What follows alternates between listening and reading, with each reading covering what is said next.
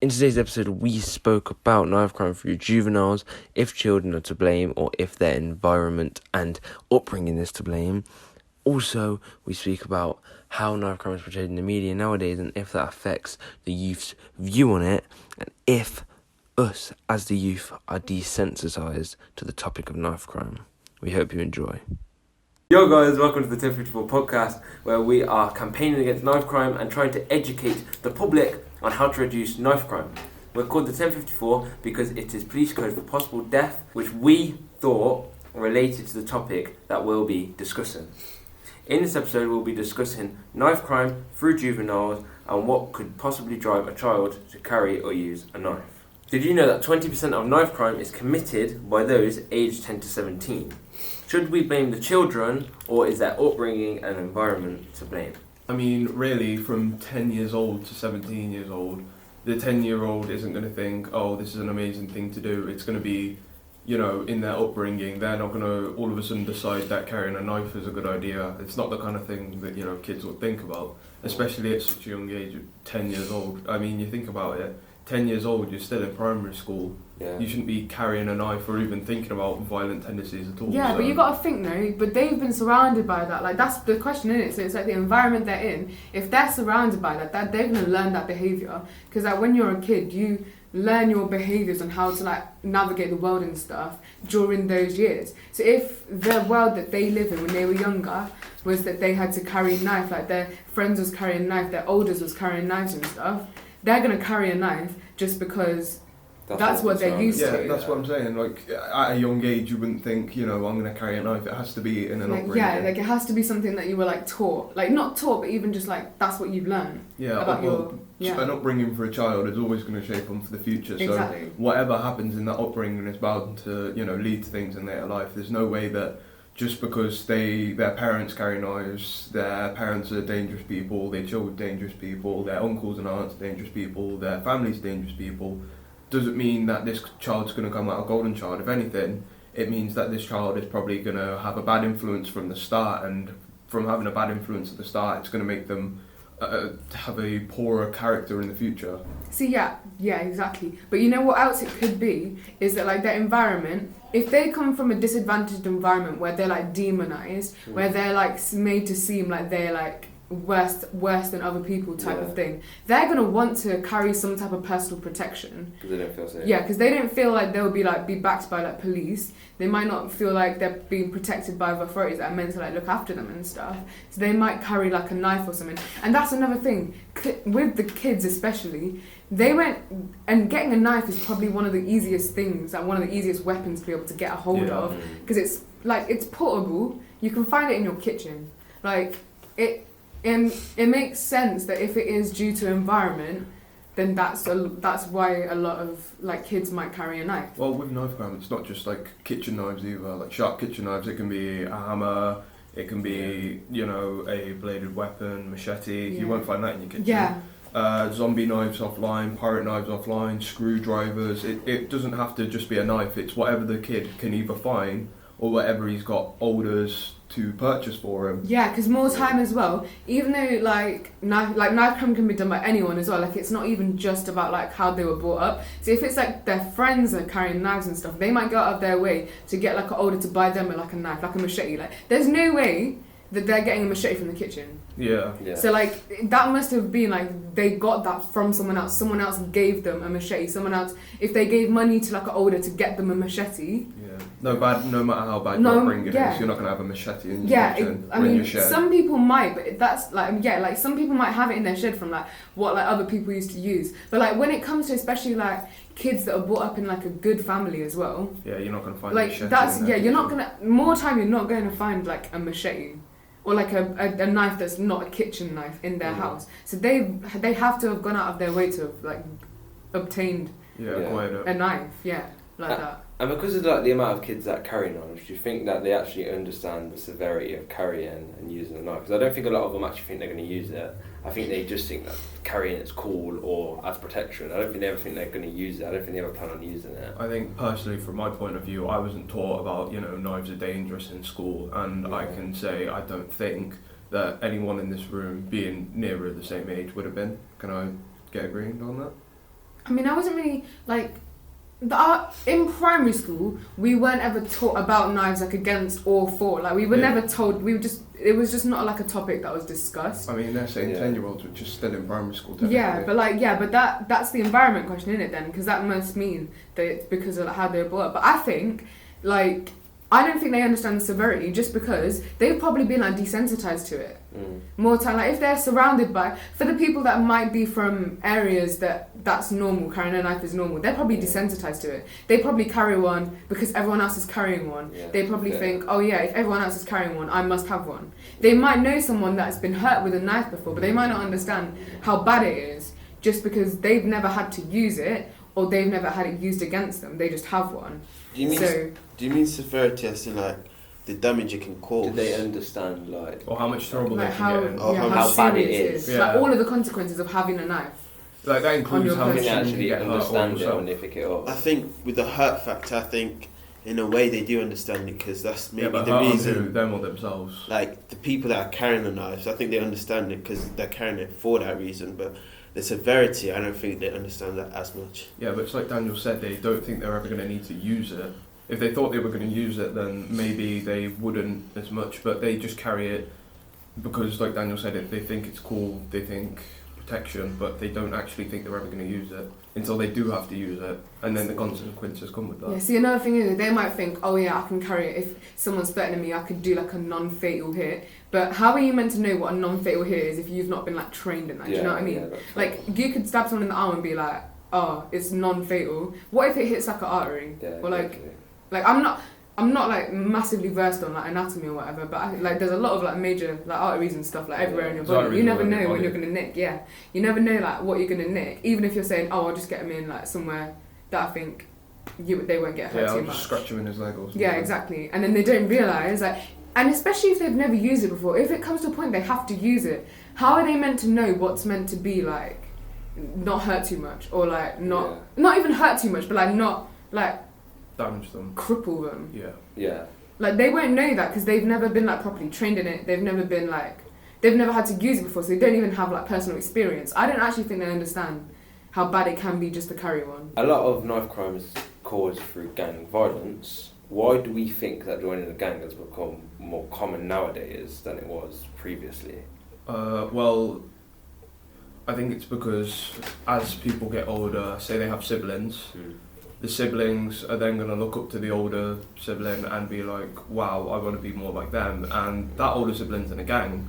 They go to school, they act like their older sibling, influence more people from school, and that's sort of like an infection, and it spreads out, and eventually everyone wants to be like that one person's older sibling. And they all join this gang, and from that gang there comes the violence. Even if they were a good child before, you can't really stop an infection, can you? It's just the way, you know, you're influenced by the children. I mean, children are very easily influenced. You could say something and a child would believe it.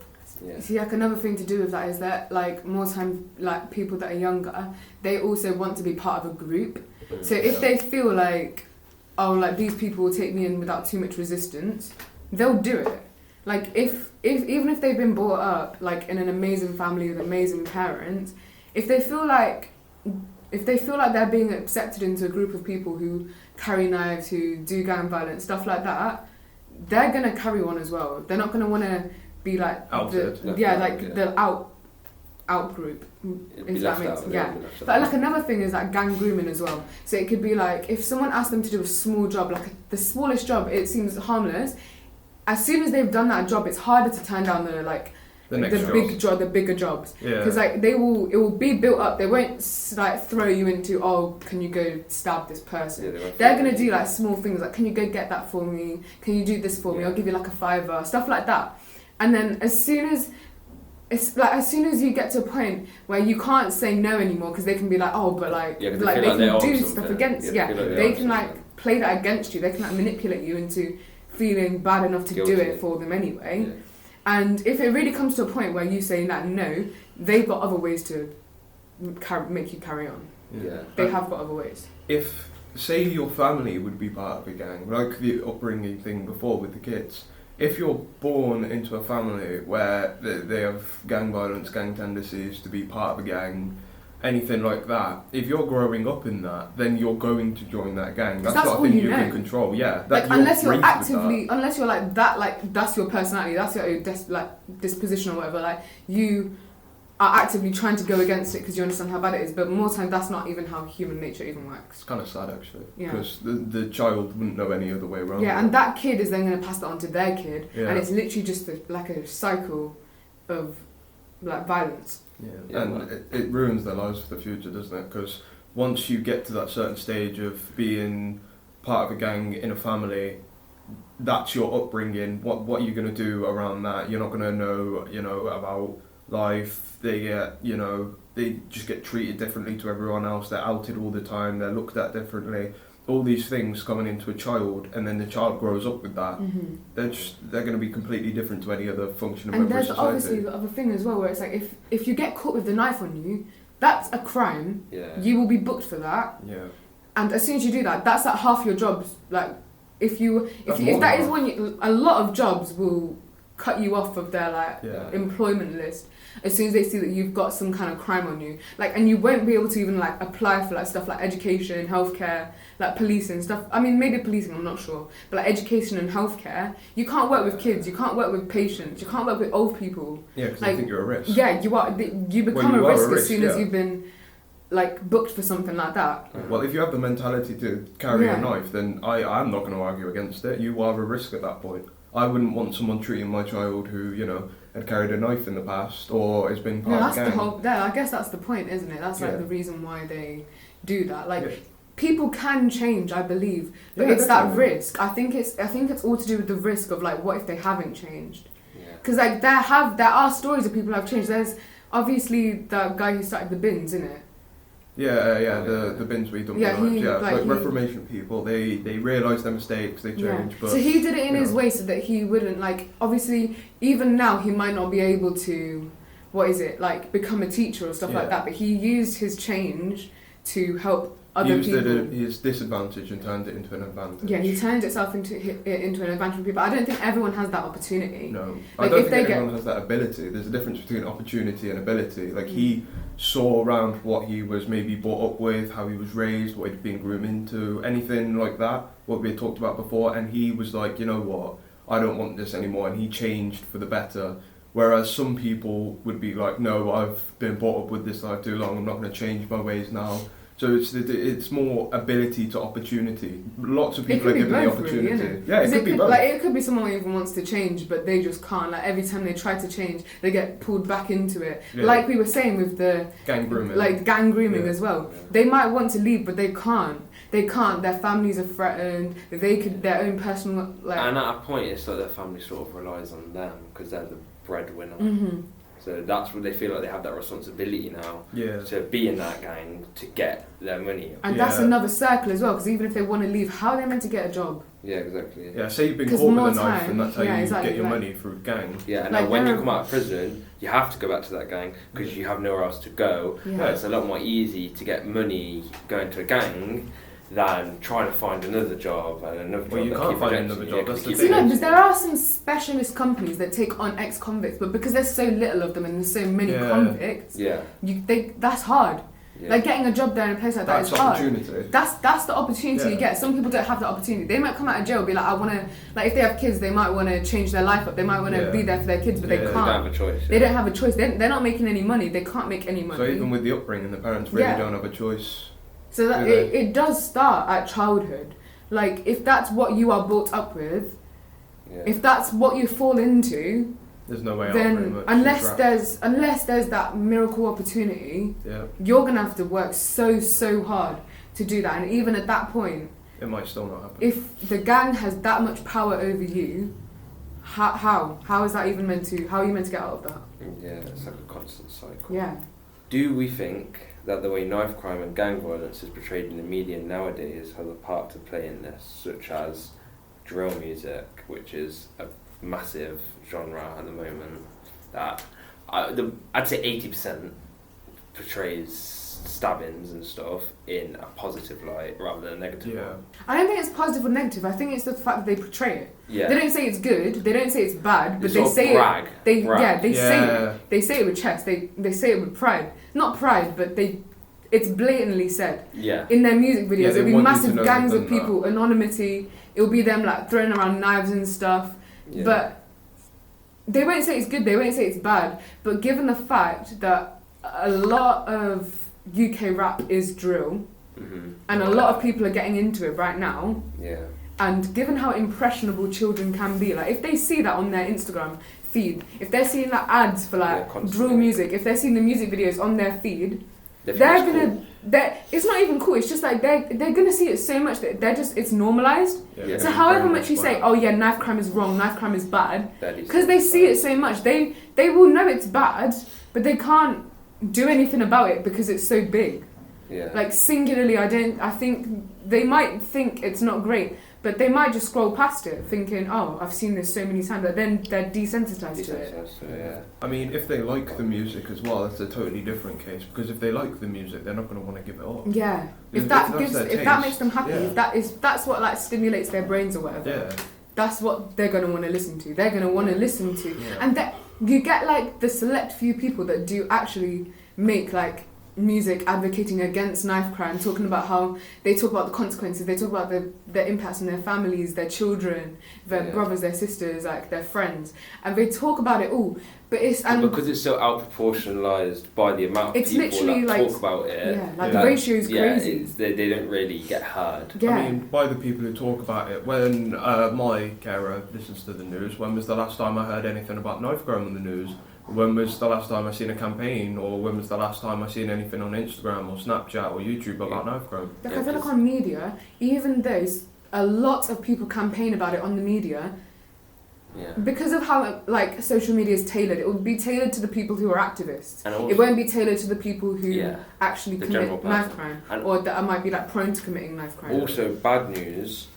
There's more bad news because bad news sells more. Yeah, people want to hear about the bad news. They don't want to hear about... Not a lot of people want to hear about the good stuff. More people would rather hear about bad things going on in the world. Unless it's like truly, truly good, like world-changingly good, it's not getting on the media as quick as the bad stuff. Exactly. There's like if someone dies, important or not, the way they die dictates how high they are on the caliber. Yeah. So say they die due to a deadly infection that could start another pandemic, that's going straight at the top, that's seriously bad. But say someone dies of knife crime, that's becoming such an average thing now that people aren't going to want to hear about that. They'll hear about that tomorrow as well, and then the next day. Just say like another one. Yeah, just another one. Yeah, another statistic at the end of the day. They're not going to want to hear about that. And that's another crazy thing, because like some people were doing research about it, and they told me that apparently Coventry is one of the top 10 in like Europe, top 10, one of the top 10 cities in Europe. That's a lot of cities, a lot of countries, and a lot of cities, and we're top 10 for knife crime.